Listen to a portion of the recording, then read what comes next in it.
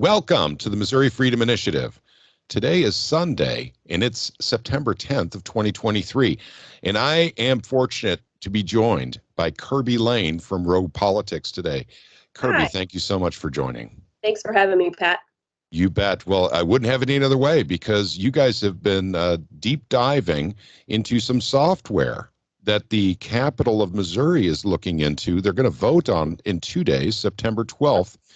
And so I thought maybe you could kind of tell us about what the software is all about. Correct. So we were actually supposed to put out an episode on this today and are unable to. So thank you for having us here to do this because it's timely and it needs to be put out. So the software that's in question here is from a company called Fireside. The software is actually a constituent management system. It's voter roll software. It would essentially put our voter information out to a third-party company. So the reason why there's several reasons why this is a big issue, but one of the reasons is because they already have constituent management software within the Capitol. It was created by the staff's IT and it's housed on a server within the Capitol. So it's something they control the database on, is what you're saying. Currently, it's something that they control the database on. If we were to go with this Fireside software, it would be through a third-party company. That comes with a lot of issues, as you can imagine. Mm-hmm. So the chief clerk has already sent out an email on this, from what I've heard, about letting state reps know that this is redundant, that this is unnecessary, that it's costly. So this is all being headed up, from our understanding, by House Speaker Dean Plocher. And what he is asking for, from what we have heard, is that they want a 2-year contract with Fireside at a cost of taxpayers of $800,000 for the 2-year contract. Okay, so $800,000 to put in software that is completely redundant. They already have software that accomplishes the same task, and they have the security of maintaining the database within the Capitol itself and not outsourcing it to a third party, that could potentially lose the database, be hacked, or share with China or something like that. Can you tell me, do you know who writes the software? Is it written in America, the Fireside software? I'm unclear on that. Fireside is owned by a company called Fiscal Note. Fiscal Note is touting that it has about 5,000 businesses that it works with across the globe. It's a global corporation, and a lot of theirs, it appears to be in the UK. So I'm not sure if it's written here, where it's written. I do know that this isn't a corporation that a lot of your listeners are going to feel real comfy about doing business with, or with our data. So in relation to that, we'll dig deeper into the database software, to be sure. Right. But there's a lineage with this software, isn't there, with the software company and who it's owned by, and going all the way back to House Speaker Dean Plocher. Is that correct? Correct. There is a direct lineage. It's not even a flow chart. It's a flow line. So I have created a small graphic to show it. But where we went with this was when we figured out that Fireside was owned by Fiscal Note, that opened everything up. So Fiscal Note has lobbyists registered in the state of Missouri. It has 3 of them, one of which is Jean Barget. So Jean Barget is part of Jean Barget and Associates and Blitz Barget and Deutsch. And at the end of last year, it was announced that Dean Plocher was being hired on as let me look up that title because I don't want to say anything incorrect here. Co-counsel for Blitz Barget and Deutsch. So he's advising some kind of legal firm. Correct. As an attorney, but he's also Speaker of the House. He's also Speaker of the House. So Correct. He's advising the lobbyists. He's advising, correct. He's advising the lobbyists, the firm. He's co-counsel for the firm, or of counsel for the firm Blitz, Barget, and Deutsch. My goodness, seems like a conflict of interest to me. Seems like a huge conflict of interest to me, but I've seen stuff like that before, and apparently it's not. So clearly, Dean Plocher doesn't want this software, or is recusing himself for even speaking about it in the House. Is Is that kind of what's going on, or is he actually pushing for this? That is not what the rumor is. So Okay. obviously, we can't say for certain because we are not there and privy to the information. But the rumor that we have heard is that he's been mouthing about how he wants this pushed, and he's sort of been bullying people, freshman House reps and other reps, to get this pushed through, and that he's saying that he will be receiving $800,000 that he would then distribute to leadership if this gets through. Okay, let me get this straight, because this is kind of shocking. Correct. So our speaker, Dean Plocher, is actually been hired to be counsel for Barget, which is the company that hires the lobbyists that go to the House of Representatives and push for software. Is that correct? That's what it appears to us to look Okay. like. And then also, it looks like, for what you said here, Dean Plocher, not only would the software cost $800,000, but it looks like that cost is just the cost of doing business, because it seems like maybe they're offering Dean Plocher $800,000 maybe into a political action committee or something. Allegedly. Allegedly. That's what we have heard has been going around. That's interesting.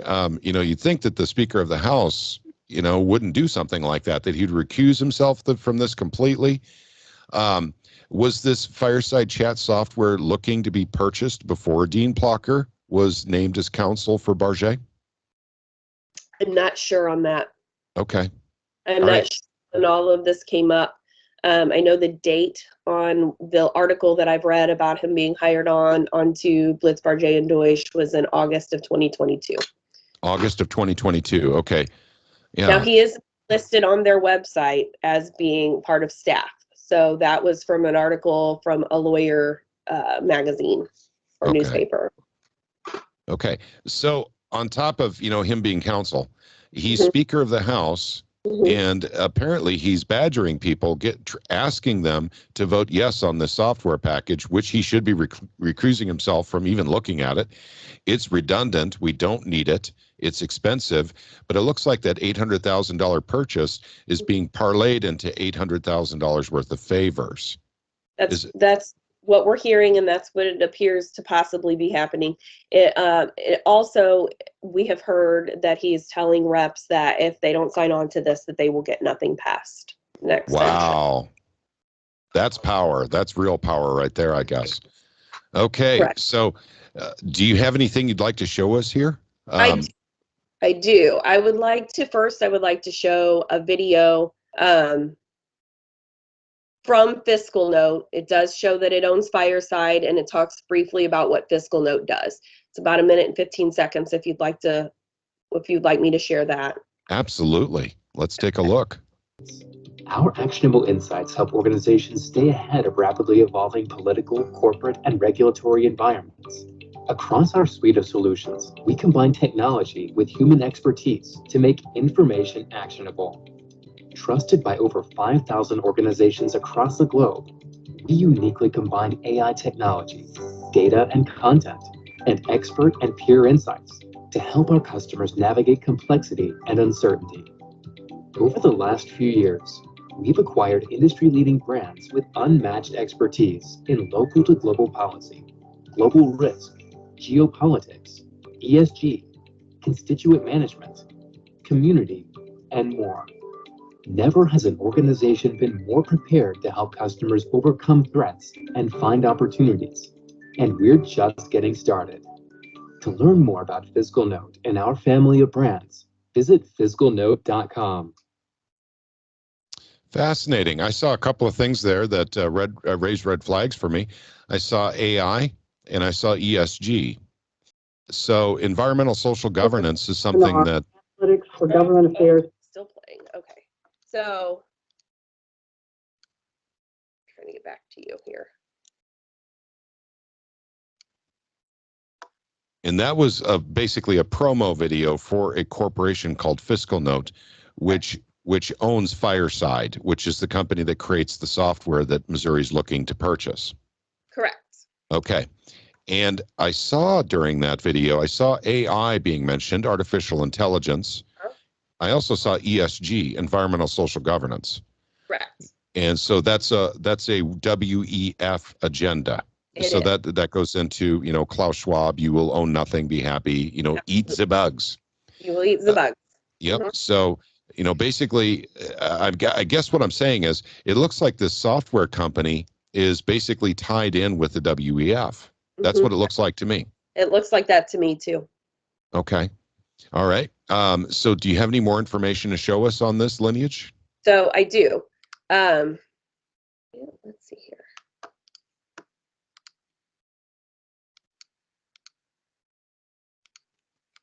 Okay. Let me get you.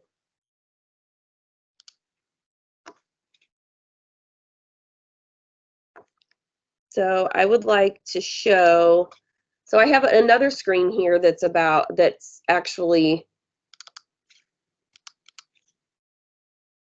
I'm not sure if this is working or not. Okay, so this is from Fiscal Notes website. Can you see it on there? I sure can, yes. It's a message from the CEO, and it also discusses that it's basically the same as what we just looked at. It discusses their AI-enabled workflow, as well as their 2022 sustainability overview, and talking about this is from their head of ESG. So they have a head of ESG, which is not something I'd like to see in a company that's going to control our voter data. Yes, I agree. And also, too, you talked about the sustainability, 2022 sustainability overview. That rings lots of bells with me with something called Agenda 21. Correct. Which was basically supposed to be a sustainability contract with the world through the United Nations. Correct, which then ties into the Agenda 2030, which is part of the Eat the Bugs. Yep. So I also have, here's a graphic that I created to just show a little bit about how it goes from, you're showing a flow of data, money, what have you, from Fireside to Fiscal Note to Barget, which is, Jean Barget and Associates, and then to House Speaker Dean Plocher, who was hired as of counsel for Blitz, Barget, and Deutsch. Interesting. So, very interesting. Something else that's kind of interesting is this here, which is a reception in support of Dean Plocher, where for freshman House members on the very same night as the committee hearing for the Fireside software. So it's hosted by Missouri Realtors, which is another show we were getting ready to do. But they all tie in together. And if you see here, it says, please make personal checks payable to Plocher from Missouri and corporate checks payable to Missouri United. So, so Plocher from Missouri is his personal campaign. Missouri United, is that his political action committee? I am taking a look. I'm pretty sure that's his. Okay. And the Missouri Realtors is interesting because that's coming up in a lot of our research as well, having to do with basically IP reform in the state of Missouri and the stopping of actually having any real IP reform. And that's Dean Plocher again. I mean, he's definitely, he is hoping that they're going to support him for lieutenant governor. So he's doing their bidding right now. Correct. And that Missouri United is the PAC that his campaign is working out of. And we have also heard the same about IP reform and the Missouri Realtors groups being against IP reform and pushing heavily against it. Yep. And also our research has shown that the governor is also a recipient of campaign donations from Missouri Realtors as well. So in other words, even if we did get, IP reform through our General Assembly, there's a likelihood the governor would probably veto it. Yes. So we actually, we've said this on another episode before too, when we were looking through PACs and trying to tie PACs to politicians, we found a PAC we couldn't identify. We looked and we looked and we looked and we couldn't figure out who it was. We kept saying, this looks like a lobbyist slush fund. It looks like a lobbyist slush fund. So we asked around and come to find out it was actually the governor's PAC. Of course. So I'm not sure how the IP reform will go. We'd like to think that he would sign something or call a special session. I would like for people to contact him and let him know we'd like that, but I won't hold my breath on it. Yeah, if he's getting money from the Missouri Realtors, he's very likely to not call for a special session specifically for that reason. So one other thing that I have to show before I stop sharing my screen is actually our Missouri Ethics Commission website. Can you see that on my screen? I can, yes. Okay. So on the Missouri Ethics Commission website, you can actually search lobbying. You can search principals, lobbyists. Always good to look up your representatives and see if they're there. So in here, I've looked up the principal fiscal note. It was actually the piece of information that we needed to tie everything together. I had been trying to tie Fireside to anything I could and was having not a lot of luck until we came across this bit of information. So if you look this up, and anyone can look this up on the MEC website, the principal fiscal note, so that's who they're lobbying for, and it shows you have 3 lobbyists. So when you click on that, you see fiscal note, it's an active account out of Washington, D.C. And you show the lobbyists here as Jean Barget, Chris, I'm assuming that's Rope, and Mark Habas. So if you click on John Barget, you see he's with John Barget and Associates. You can go in here and you can see all of his principals. So this is all of the people that for which he lobbies. And you see fiscal note on here, right here. Yep, fiscal notes there. I'm seeing a lot of Missouri stuff in there too. A lot of Missouri stuff. He's got Evergy. Public unions. You see Anheuser-Busch.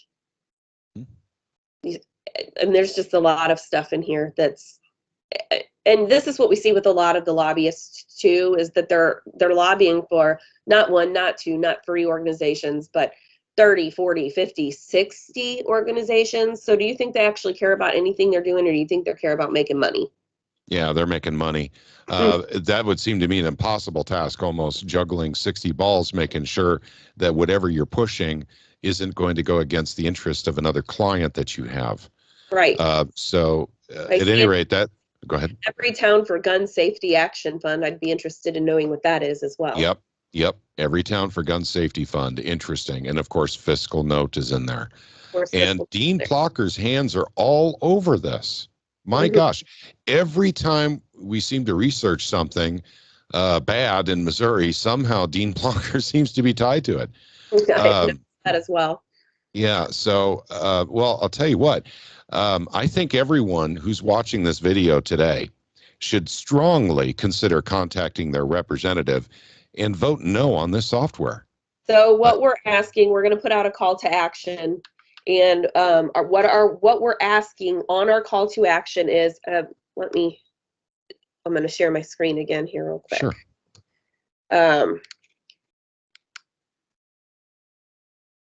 Oh, am I sharing? You are sharing. Okay, so here is the list of the representatives who are in the House Administrations and Accounts Committee. I will put this information out as well. It's got their email address as well as their phone number. We would like for everyone to contact by email and by phone every representative in this group, specifically the chair and the vice chair. We would like to see them, ask them to vote no on this. Ideally, this would die in committee. It'll be back, I'm sure. But if we could get it to die in committee right now, that would be huge. So any of those reps, ask them what their thoughts are on outsourcing our voter rolls and our constituent data to a third-party company. One that focuses on ESG scores and AI technology, and then give them your opinion on what you think about your information being distributed by a third party. Well, can I add to that real quick? Yes. Especially when we apparently already have this functionality. Correct. And it's internally housed, internally written software, you know, that basically is pretty secure, and it's right there in the Capitol. And my guess is someone wants all the voter data from Missouri. That's essentially what's going on here. And you can do a lot with constituent data, with voter rolls. You can do a lot with that information. Also, with a $53 billion budget, I'm not sure that we need to spend $800,000 on software that we already have. We're already, that's just an ugly budget anyway. So adding to that, I can't see why we would want to do that. I agree. In addition to contacting the reps in the House Administration and Accounts Committee, we'd also like to ask that they contact their own House rep even if they don't appear in that committee, our own House rep, as well as their own senator, and ask them their opinion on this, and give their own opinion, and tell them that we don't agree. This is Okay. for Missouri. Yeah, this is a short time frame. We're talking about, they're looking at this on Tuesday, September 12th. Today's Sunday, September 10th. We'll probably have this video out tonight. So basically, if people want to partake in this and actually help to shut this down, because first of all, it just looks and smells nefarious. Secondly, we don't need it. Thirdly, it's a giant waste of money. Correct. I mean, there's just no positives here except for the $800,000 that Plocher would receive, allegedly, in return into his political PAC, which he can distribute to other people. That seems to be the only benefit to spending the $800,000 is padding people's campaign war chests. So, yes, this hearing is on Tuesday at 10 a.m. The public can attend. So if anybody's feeling extra fiery about this, they're welcome to go and testify in the House committee meeting on Tuesday. It is our understanding that Barget will be there. Unclear if they're testifying or if it's for other reasons. But our understanding is that they'll be there. And you can also fill out a witness form online on the House website if you are unable to make it, but you'd like your voice heard. Okay, so it seems to me that the call to action is move immediately on this. Immediately. You know, this is not a thing where you can wait a day or two and think about it. So pick up your phone and call the people that are in that committee, call your own rep, call your senator, and let them know you're extremely concerned about this and that you're kind of upset that there seems to be a financial link between Dean Plocher and this software being purchased. And then make sure that, you know, they go. In fact, I would go a step further. I would call my rep and say, and my rep is Bob Titus. I would ask him to go and talk to Dean Plocher and literally ask if it's true that he is going to receive some kind of monies. And by the way, we don't know. I think you said allegedly. It's allegedly. Don't know this for sure. Okay. This is just the information that we've been receiving. It is, of course, possible that is incorrect information, as always, because we have not seen it. Well, in a court of law, he would have to recuse himself from even having a vote on this because he apparently is advising the lobbyist company, you know, that's, you know, working with the software company. So I would think that he would actually step away from this and not get involved and not say a word about it and just go back into the shadows and let the committee do its work. But I'm curious, you know, basically if he's been trying to get people to vote yes on this. Yes, because I was curious about that too. The best thing that our reps can do, I would say, especially the freshmen who are new, would be to contact other reps and see how they feel about it and link arms, join together and say, this is not good for our constituency. This is not good for the people of Missouri, and we're not voting for it.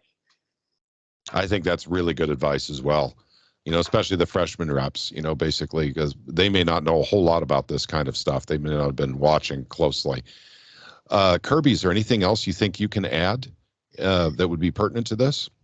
I don't think so, and that's all of my notes. I just hope that our reps stand up for us here.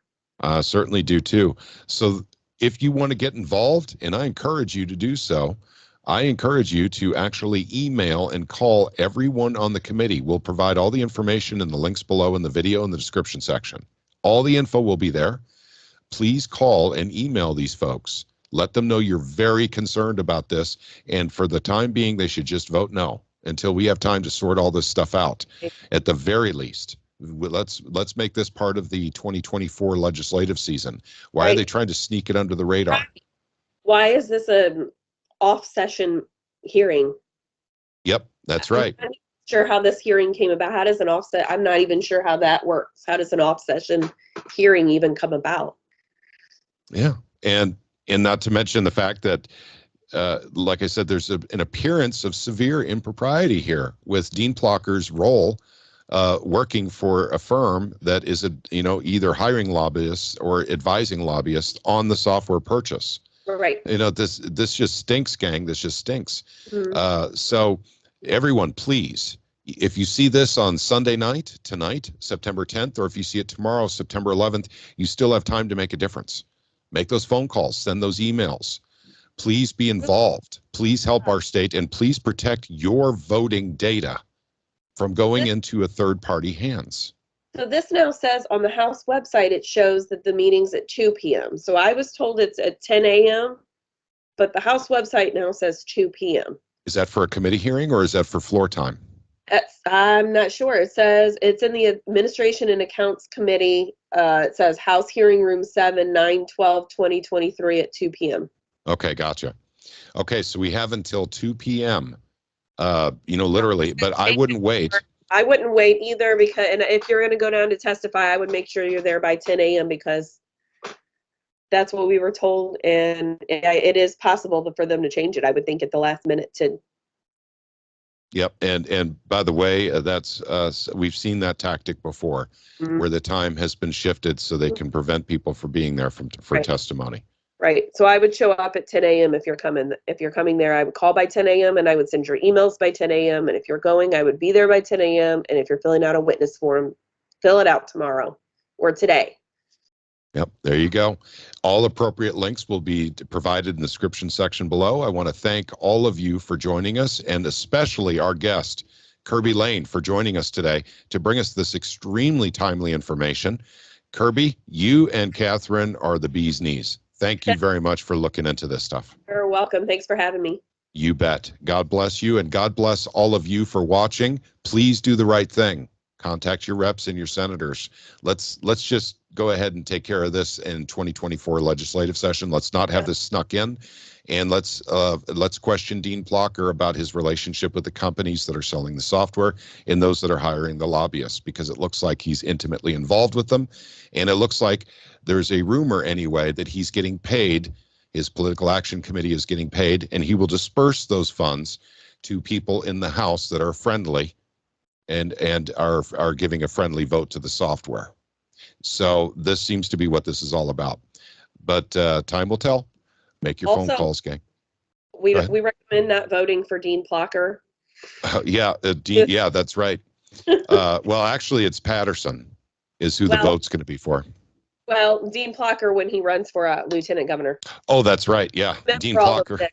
When next year's elections come up, don't forget about all of this. Yeah, that's right. And Dean Plocher has shown up all the time in our research too. I mean, he's got his fingers in everything up there, and he's shrouded in mystery. Let's just put it that way. Okay. Thank you again for watching. May God bless all of you guys. And again, please take action on this. If you're in Missouri, please heed our words. Look at the links below in the description section and make use of them.